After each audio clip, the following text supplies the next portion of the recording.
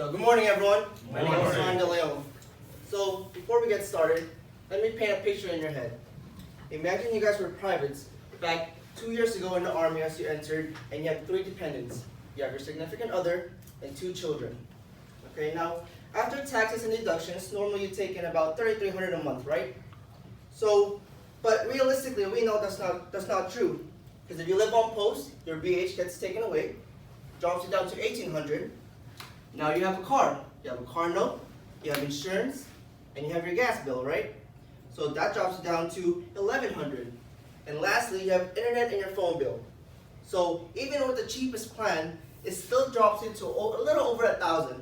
So that means every 2 weeks, as a private, you only have $500 every 2 weeks to spend on your credit card bills, on your basic necessities, and especially on your food. So if you look in the middle of the table, you'll see 2 stacks.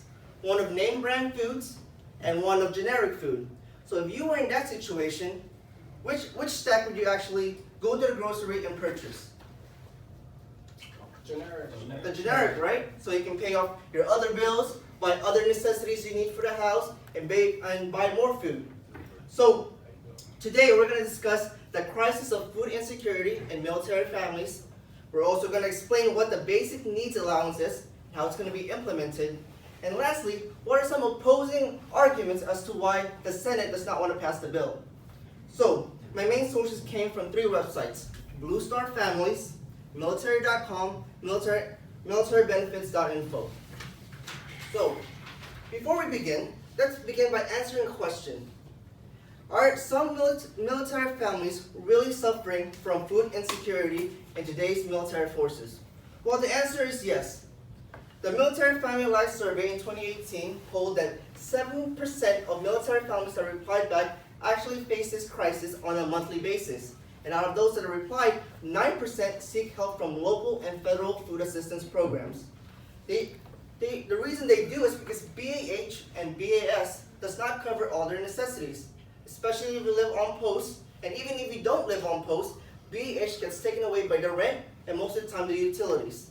As far as for BAS, as you guys know, it is for the soldier, not as for the family unit. Now, you can also argue that, well, what about the significant other, the spouse? Are they working? Well, if we PCS, which we normally do every 3 to 4 years, it's hard to keep a job, right? Sometimes you're underemployed or unemployed because you have kids, and daycare is scarce throughout military installations, right? And lastly, out-of-pocket expenses, whether they be planned or not, are part of your monthly income and part of your budget every month. Expenses like PCS moves, new uniforms you have to purchase, and utilities that's not covered by your BAH. So this might not be the quote from the Vice President of Maison, which is a company, a nonprofit group that's run by a nonprofit group who face food insecurity, said that younger enlisted service members with large households are disqualified from getting the help they need from SNAP eligibility. So if you guys know what SNAP is, it is a supplemental nutrition assistance program. However, most military families are disqualified from it because why? They count BAH as part of your income. Another program that people usually apply to is WIC, right? Experience of a Navy wife, as she said, that admitted, I was honestly shocked. I did not think that any military family in our country would need to apply for any type of government assistance. Because you would think, with all our entitlements, our base pay, it would be enough to cover all our costs, right? However, that's not true. Food insecurity might not be happening to you, but it's a real threat in today's Army. Okay? So, what is basic needs allowance? And if it does get implemented, how is it going to get funded? Well, basic needs allowance is meant for food, diapers, clothing, toiletries, and etc. that cannot be covered by BAH or BAS. It is only applicable, however, to enlisted members who are at or below the 130% federal poverty line.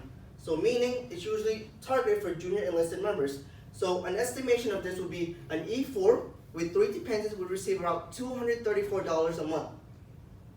So even with a strict adherence and a budget plan, it is sometimes impossible to stay with your budget when you have unexpected out-of-pocket expenses. So in a 2018 military family lifestyle survey, 43% of military families responded and admitted that they had an out-of-pocket expense of less than $500. 8% of $500 to $1,000, and 2% of $1,000 or more every month of out-of-pocket expenses. So, if this was passed, how would it be funded?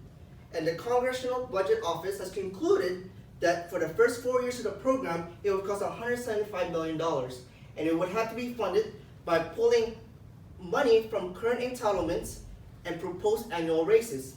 So, although it's costly, it's something that needs to be done to help the force and their families. So, service members already get entitlements, right? Like BH and BAS, like I stated in my first scenario. However, the White House administration believes that 95 to 99% of people actually get the same rate as civilian counterparts, and that soldier already received BAS, and it's their fault if their unemployed or underemployed spouses cannot find the job to support their finances.